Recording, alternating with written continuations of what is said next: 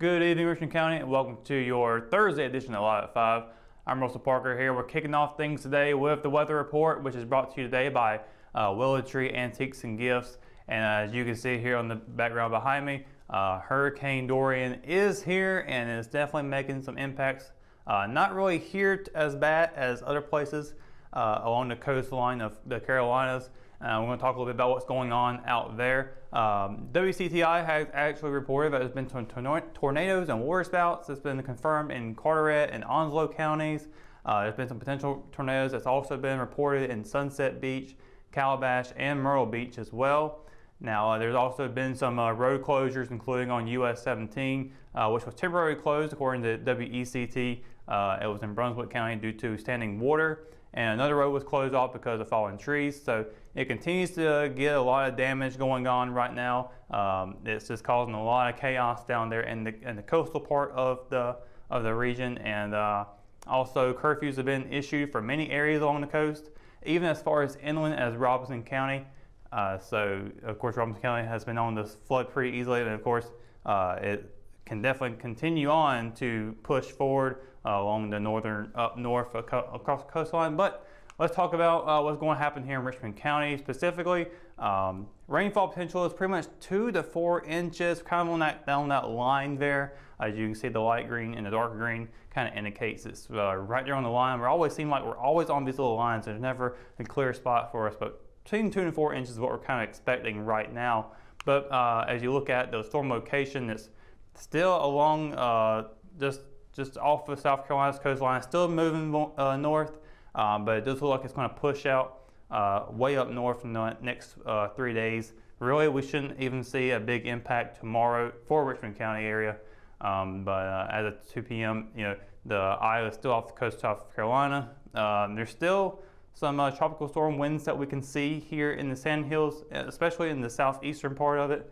But as we take a look at the percentage of that chance of happening, it's 10 to 40% chance of 40 mile per hour winds or higher for Richmond County and throughout the Sandhills area as well. But really, you can see that the wind is really bad off the coast, and it's a lot worse elsewhere. So we're very fortunate that we're not getting what the coast is getting, but it definitely does. We are definitely feeling for those people out there. Hopefully that everything's going well for those who either are bunkered down there or were able to get out of there. But let's take a look at today, how the day's been. We've had a lot of rain come through, 75 degrees today, 4% chance of rain tonight around 8 o'clock. We do expect to see those, we do expect to see some winds kind of pick up as we move forward throughout the day, but likely it's not going to get much worse than what we've already seen today.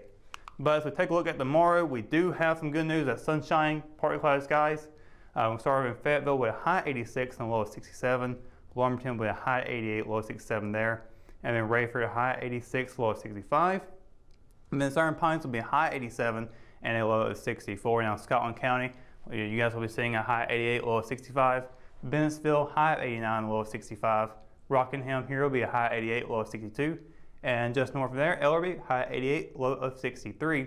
And then Wadesboro, high 89 and a low of 64. So good news is that this storm is moving pretty quickly now. So we are expecting some sunny skies tomorrow. A little bit of clouds still remaining, but overall sun is going to be there.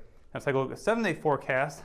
Friday is going to be, once again, a little bit of 30% chance of rains, but not too bad here. High 8, low of 62. And that's still kind of just lingering from what's happening today.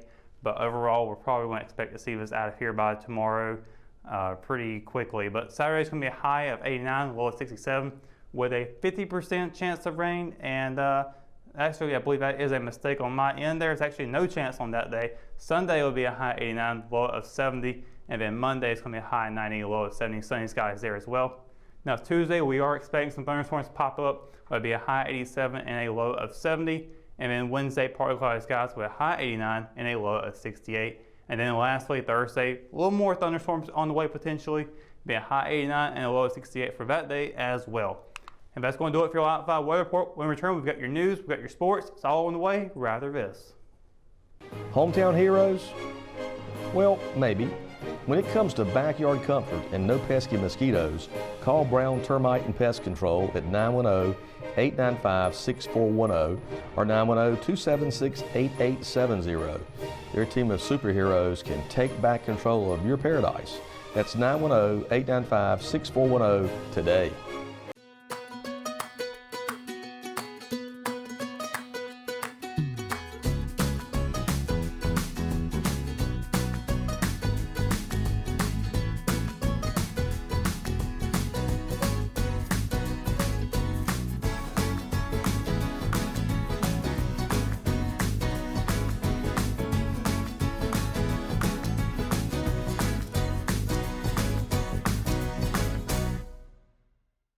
At Richmond County Hospice, we strive to provide high-quality care to our patients and their families. Whether it's the incredible hospitality at the Haven House or from the comfort of your own home, you can count on Hospice to be there for you. We also offer monthly grief support groups, and our chaplain will be there to hold your hand in prayer. Through our amazing staff and our volunteers, Hospice has made difficult times easier for our community. Call the number on your screen if you feel that you or your loved one may benefit from our services. Richmond County Hospice. Peace, comfort, dignity. At Richmond Community College, we can prepare you for a high-skill, high-paying career in a variety of fields. We are always developing new courses and programs in response to the communities we serve. We offer day, evening, and online courses, and you can now complete 7 curricular programs entirely online, including our university transfer degree. At Richmond Community College, we believe in helping you prepare for a better life. Richmond Community College, local college, big impact. McNair Auto Sales is the place to buy your pre-owned car, truck, or van. To be the best, it takes big selection, friendly staff, and great pricing. We guarantee a no-hassle buying experience, and financing is available right on site.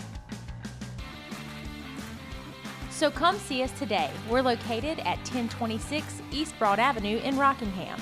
And remember, with over 40 years of experience, you know McNair is the name you can trust.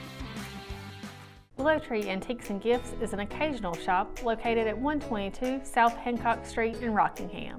We are open the first weekend of each month, Thursday through Saturday. We strive to offer a unique selection of vintage, antique, handmade, and new goods.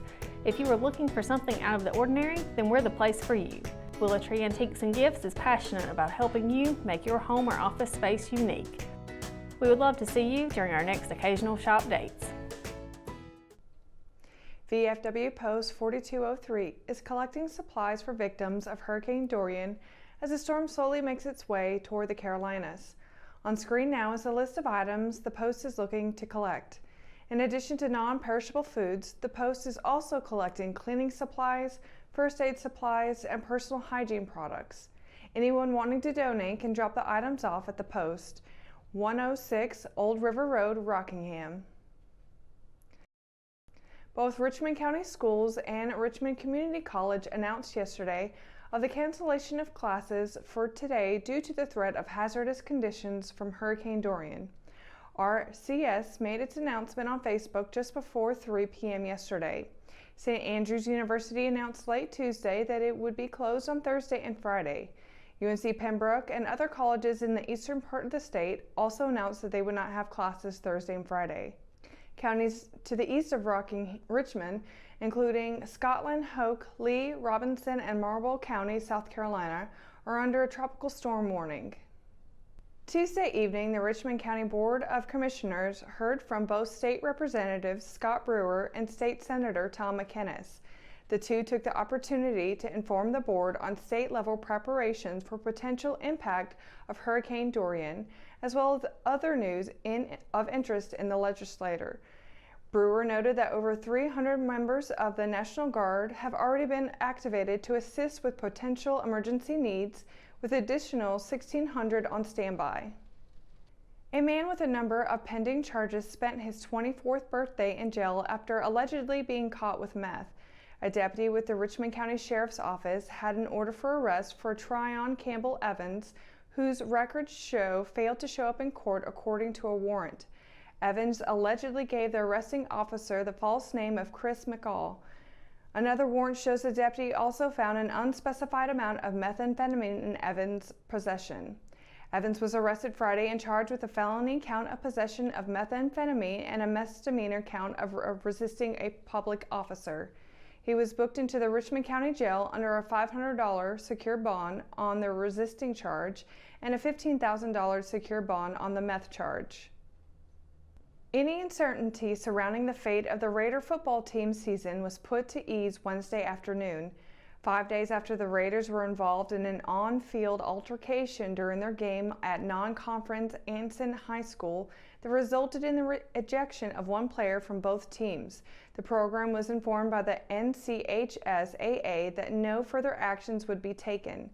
The incident caused the game to be concluded at halftime, seeing the Raiders awarded a 33-0 win. The ejected Richmond player will be suspended for 2 games for fighting, per NCHSAA guidelines, but more importantly, the Raiders can continue to move on. Till said he was notified Tuesday morning that the incident was being further investigated and the proper protocols were followed. The association determined using film that Richmond did not have any additional players enter the field, which would have cost the Raider playoffs eligibility if 3 or more players from the sidelines had entered the field. Ranked as the #1 team in the East, the Raiders are hoping Hurricane Dorian doesn't impact their Week 3 game. Richmond is set to host the West #8 Butler on Friday in a high-anticipated matchup. Kickoff is set for 7:30 p.m. inside Raider Stadium. With the cancellation of school for today, Richmond's athletic events for the day have been canceled or postponed. Teams impacted by the expected landfall of Dorian were their Lady Raiders tennis and volleyball teams and the boys soccer team.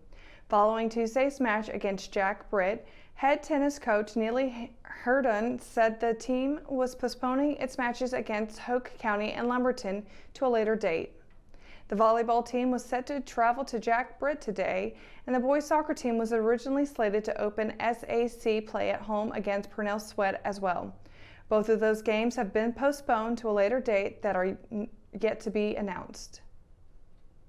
And that's going to do it for another edition of Live at 5. Be sure to stay up to date on all the latest in Richmond County by going to richmondobserver.com or by downloading the free Arrow app for your mobile devices. For the Live at 5 crew, I'm Sarah Minks. Thanks for watching and good night, Richmond County.